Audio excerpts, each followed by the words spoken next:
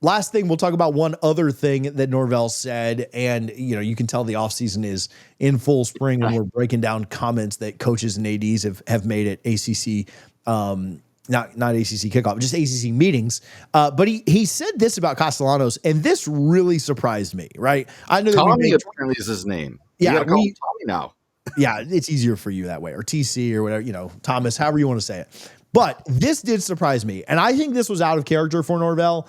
And this is either going to be pretty boom or bust. But he said that he thought Castellanos was going to be one of the best quarterbacks in college football this year. I'll just shut up and let you give me your immediate reaction to that when you heard it. 2 years ago, I would have been like, okay, I would have been cautiously optimistic. And I still am cautiously optimistic. But last year, preseason, he told us that this offensive line was going to be one of the best he's ever had, and we couldn't run the ball for a damn. So I take everything he says publicly with a grain of salt, to say the least. I do think he has a skill set that really matches Gus Malzahn's offense, and I really, really like that. But why would you put that kind of pressure on that kid? Maybe he thinks he's like instilling confidence in Tommy. I don't know, but it just doesn't make any sense to me to come out here and say that, because we've all seen the tape. Yes, every Florida State fan, they've probably only seen him play once, and that was when he just roasted our defense in 2013 when Florida State came back or held on to win the game. But at the same time, my goodness, that those are very bold comments. And again, Norvell seems like a motivator. So I think that could be a big part of it, to where he's just trying to, he understands that, Tommy is going to hear that quote, but at the same time, my goodness, I don't know, because if we're looking at week 6 and he's got, 8 touchdowns and 7 interceptions, that's going to resurface very quickly. I can promise you that. I'll get right back to chatting with Richie, but first I do want to give some love to our friends over at Emerald Medical. I've had several of you ask me about it. I've had several of you reach out. Some of you have even called or messaged Emerald Medical for more information. But again, if you're feeling tired, sluggish, or just a little bit off, low testosterone could be the culprit there. At Emerald Medical, they are there to help you reclaim your energy with hormone replacement therapy. You can use our code DFNS for a free consultation and to save money on your journey to feeling like you again. Their owner, Chris, is a huge FSU fan and grad. Just like many of you, Emerald Medical, they will offer personalized care that you can trust. You can call them at 772-307-9840, or you can go to emeraldhrt.com. That's emeraldhrt.com. Again, use code DFNS to get a free consultation and get back to feeling like the real you. Yeah, I see the pros of it, right? I see the pros of, like you just said, trying to instill confidence, trying to let your guy know that you're in his corner. You absolutely have his back. You are going to, you're going to believe that your guy, I want every player on Florida State's team to think that they're going to go to the playoff and win the ACC. And so, I certainly would not want a coach to say, well, we'll see what we've got. I do think there's an aspect of this that's a little bit, I don't know, because of last year. Yeah. That's where I feel like it's out of character for Norvell. They obviously whiffed incredibly bad on DJ Uiagalelei. Like, that was a terrible, terrible take. Was I okay with the take? Did I think that DJ was going to be much better than he was? Did DJ underperform even what he had done the last several years? Yes. And so, there's some grace that's maybe given with that. I certainly think that Florida State staff, at the very least, thought they would get what he had done at Oregon State with DJ Uiagalelei. The offensive line being bad and other things too. But you misevaluated last year's portal haul and the quarterback so poorly. And if we're being honest, they've misevaluated just about every single quarterback that they've recruited as well. Like, think about the quarterback issues that we've had at Florida State. Now, Jordan covered a ton of that up, and they get credit for getting Jordan from where he was to where he finished. No doubt about it. But look at what quarterback recruiting and then portaling has been here. They've not Tate, hit. Tate, They've not Tate hit on Rodemaker, real quick. Tate Rodemaker just signed with Western Carolina. his An very first FBS quarterback. school. Yeah. Look at Chris Parson playing way down now. AJ Duffy at like a D3 school. Luke's a third stringer right now at Mississippi State, the worst team in the SEC. And so I'm not sure. I'm not like, oh, well, I'm glad Luke left us and he sucks. I don't care.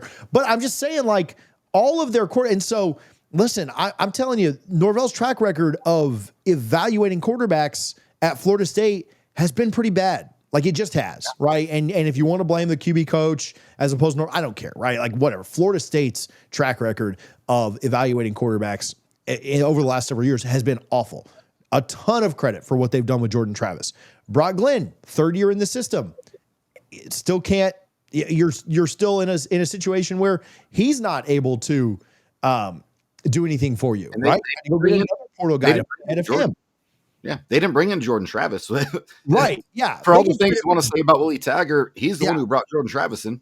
They get credit for developing him, but the evaluation process has just been garbage. And so Horrible. to come out and say this guy is going to be one of the best, he is either going to look like a savant because Castellanos is going to have a real. If Castellanos throws for 2,800 yards, 20 touchdowns, and runs for another 800, scores 5 on the ground, that's a great year. That's a real. It's not like an elite year. I don't think he's in New York or anything like that, but that's a good year. We'll probably go 7-5 or 8-4, right? That's a. I think all FSU fans would be happy with that year. I don't think he needs to throw for 3,500 yards for us to feel good. If he does that and then is able to change some games with his legs, then I think we'll look back and say, hey, Norvell was right? We lost some games to some teams that were better than us, but Norvell was right. He had a good year. This was a good take. But man, with their track record to make that bold of a statement, and we were just talking in the last segment about how coaches are always like, coaches, ADs are always like kind of shy with their words. They always try and give non-answers, like, oh, well, we like the way he's progressing. We like the way that he's clicking with his teammates. We like this, we like that, but don't say anything at all. Like, to me, that would have been more of Norvell's character. Now, I don't really care that he gave us something to talk about here in the middle of May when there's nothing. Right. So great. You can do this every week for all I care. I just think it's weird. I think it's different than I've ever seen Norvell be before. Right. He didn't say, I think Norvell kind of gets thrown on the bus for telling everybody that this was going to be the best team he's ever had or anything like that. He never come out and said that. Like, he said this was going to be bigger, faster, stronger, which all that stuff is measurable, right? Like, if you're lifting more weight, if you're running fat, they track speed, if they're bigger because they weigh more, taller and weigh more, whatever. All that's fine. He never said, like, we're going to come out and beat everybody's brains in and this team's going to be amazing. Because coaches are usually cautious with what they say. Shoot, did you see Hugh Freeze this week say, yeah, man, we need to make a bowl game? Like, in year 3, coaches like temper expectations. They're masters of it, and it frustrates fans. And I'm not frustrated by this with Norvell saying it. Again, I'm glad he said it. Made for good content. But I do think it's a departure from the normal, which makes me either think, man, he really has something here, or he really needs people to buy in. Like, he needs people to get excited about something, and he's just throwing a little bit extra on. I don't know. But I don't think it's bad. I'm not upset with Norvell saying this, but I kind of agree with you. We could get like 6-7 weeks into this thing and think, dude, this guy can't evaluate quarterbacks for crap. And I hope that's not the case. I want to win games. I want to be 7-0 to start this year. I want to be 12-0. I just think it's weird. Yeah, and I think it'll be interesting, because he's getting ready to, really hit the meat of the booster tour coming up. So he needs to hype boosters up because, part of being a head football coach, which sucks, but it is part of your job. You have to be a fundraiser. And if people don't believe in you, you're not going to raise money. That goes for any job, any position, for any company. Like, if people do not believe in you, they're not just going to give you money. So he's trying to build some belief. I think he knows he's on the hot seat right now. I think there's probably been some uncomfortable conversations with Alford, and I think he's just doing everything in his power that he can do at this point. But at the end of the day, it's going to come to what happens on Saturdays come this fall. I agree. And I get it. I understand hyping it to do exactly what you just said.